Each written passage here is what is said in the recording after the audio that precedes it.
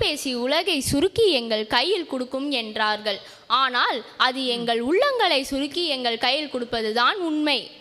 ஒரு காலத்தில் தாத்தா, பாட்டி, அம்மா, அப்பா, சித்தி, சித்தப்பா ஆகியோர் நம்மை சுற்றி இருந்தார்கள். ஆனால் இப்பொழுது அவர்கள் நம்பர் மட்டும்தான் நம்ம அலைபேசியில் இருக்கிறது. ஃபோனை பார்த்தே பேசலாம் அப்படின்றாங்க. வீடியோ கால்லாம் வந்துடுச்சு அப்படின்றாங்க. வீடியோ கால் வந்துருச்சு மேம். ஆனால் அந்த வீடியோ காலில் ஒரு சின்ன குழந்தைகிட்ட கொடுக்குறாங்க. அந்த குழந்தை பேசுது. 2 வருஷம் கழிச்சு அந்த குழந்தைய பார்த்தா நீங்கள் யாருன்னு கேட்கும்.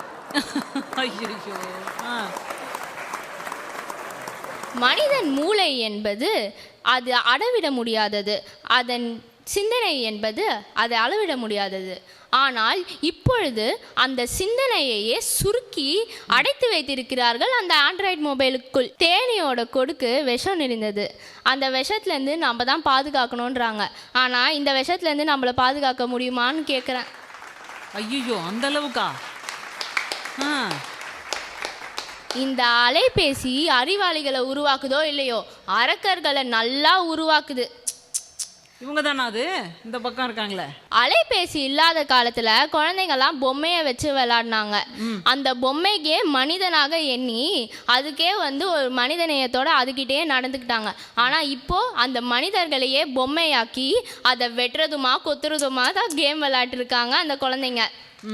இந்த மாதிரி ஒரு குழந்தைக்குள்ள வஞ்சத்தை வளர்க்குற மொபைல் நம்மளுக்கு எந்த விதத்துல அறிவு ஊட்டுதுன்னு நான் கேட்குறேன். இதுக்கு நீங்க தான் பதில் சொல்லணும்பா, பார்த்துக்கோங்க. அரிசியை விட இப்போ ஆண்ட்ராய்டு மொபைலுக்கு தான் சக்தி அதிகமாக இருக்குன்னு பேசிகிட்டு இருக்காங்க. அன்று ஏதோ ஒரு ஊரில் 100ல் 1 வீட்டில் தான் கம்ப்யூட்டர் இருக்கும். அந்த கம்ப்யூட்டரில் தான் குழந்தைங்க கேம் விளாட்னாங்க. ஆனால் இப்போது கோடீஸ்வர வீட்டில் இருக்க குழந்தையிலேருந்து குடிசை வீட்டில் இருக்க குழந்தை வரைக்கும் கையில் ஒரு மொபைலை வச்சுட்டு அதுலேயே முழுகி கிடக்குறாங்க. இந்த மாதிரி அந்த குழந்தைங்களுக்குள்ள ஒரு ஈர்ப்பு உருவாகுது. ஆனால் அது அவங்களோட மூளைக்குள்ளே போயிட்டு 2 வகையான கட்டிகளை உருவாக்குது. இந்த மாதிரி நம்ம குழந்தைங்களோட உடம்புக்கு கெடுதியாக இருக்க மொபைல் எப்படி நம்மளுக்கு நல்லதை அழிக்குதுன்னு அவங்க சொல்கிறாங்கன்னு எனக்கு தெரியல.